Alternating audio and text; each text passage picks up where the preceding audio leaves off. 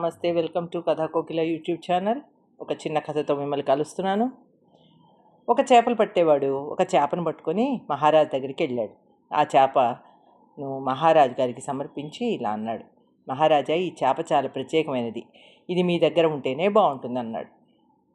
చేప చాలా బాగుందని రాజుగారు ముచ్చటపడి అతనికి 5,000 వరహాలు ఇచ్చాడు. అది చూసిన మహారాణికి చాలా కోపం వచ్చింది.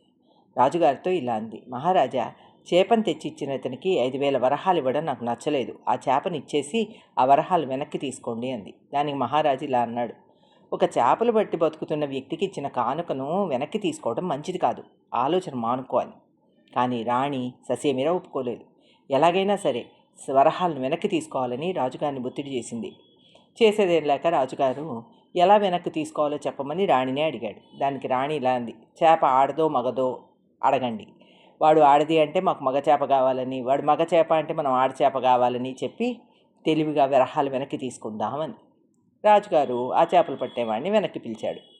ఇది ఆడదా మగదా అని అన్యమనస్కంగా అడిగాడు. దానికి ఆ చేపలు పట్టేవాడు: మహారాజా, ఆడచేప కాదు మగ చేప కాదు, చాలా వింతైన చేప, కాబట్టే మీకు ఇచ్చాను అన్నాడు.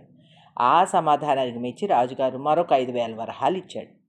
అలా ఇస్తున్నప్పుడు ఒక్క వరహా జారి కింద పడిపోయింది. దానికోసం అతను వెతుకుతూ ఉండగా మహారాణి మళ్ళీ ఇలా అంది: చూసారా మహారాజా, వాడి పిసినార్తనం మిమ్మల్ని ఎలా బురిడి కొట్టించి మరొక 5,000 వరహాలు కొట్టేశాడు. అతన్ని అడగండి. రాజుగారు అతన్ని ఇలా అడిగాడు: నీకు 10,000 వరహాలు వచ్చాయి కదా, మళ్ళీ కింద పడిపోయిన ఒక్క వరహా కోసం ఎందుకు అంతలా వెతుకుతున్నావు అని. దానికి ఆ చేపలు పట్టేవాడు ఇలా సమాధానం చెప్పాడు: మహారాజా, నాకు నా కుటుంబానికి సరిపడా సంపాదనను మీరే నాకు కల్పిస్తున్నారు. అలాంటి మీరంటే చాలా గౌరవం మాకు. ఈ వరహా మీద మీ రూపు ఉంటుంది కదా, పొరపాటున కూడా దాన్ని ఎవరూ తొక్కటం నాకు ఇష్టం లేదు మహారాజా. అందుకే ఆ ఒక్క వరహాను వెతుకుతున్నాను. క్షమించండి మహారాజా.